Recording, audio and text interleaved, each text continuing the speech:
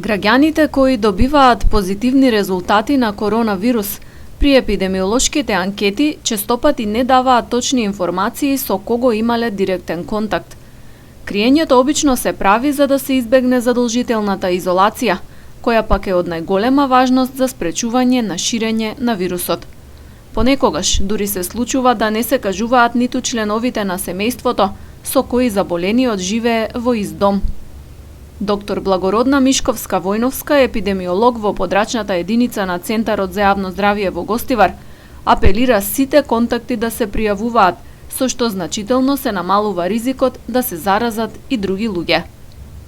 Пријавување при нашето анкетирање многу е значајно, позитивните да ги пријават своите контакти, да не ги кријат, значи не е изолацијата нешто најстрашно да се остане дома, најважно е вирусот да остане, да не се шири, да не стигне до осетлива популација. Значи, за да ограничиме бројката, трендот што веќе го регистрираме, нели, како резултат на почитување на мерките, да оди надолу.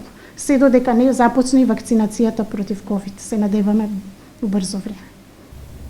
Криењето на контактите е сериозен проблем што го загрозува здравјето на останатите во околината. Голем дел од заразените го поминуваат вирусот без симптоми и доколку не се во изолација, може да го пренесуваат. Истото важи и за оние кај кои симптомите се појавуваат подоцна. Таа препорака ја кажувам, значи луѓето, позитивните, да ги кажуваат своите контакти кои што треба да бидат во изолација, бидејќи може да бидат асимптоматски преносители на оваа болест или пак вирусот се уште кај нив не развил клиничка слика, нели, а дополнително ќе развие. Затоа треба да останат изолирани. Во однос на давање точни податоци во епидемиолошката анкета, се е оставено на совеста на граѓаните. Лекарите немаат механизми да ги проверат информациите што ги добиваат од позитивните кога ги анкетираат.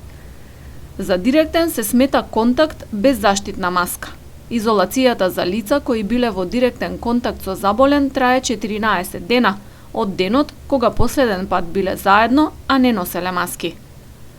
Време траењето на изолацијата за заразените е во зависност од нивните симптоми. Оние кои имаат температура, болки, малаксаност и други потешкоти добиваат решение за 20-дневна изолација.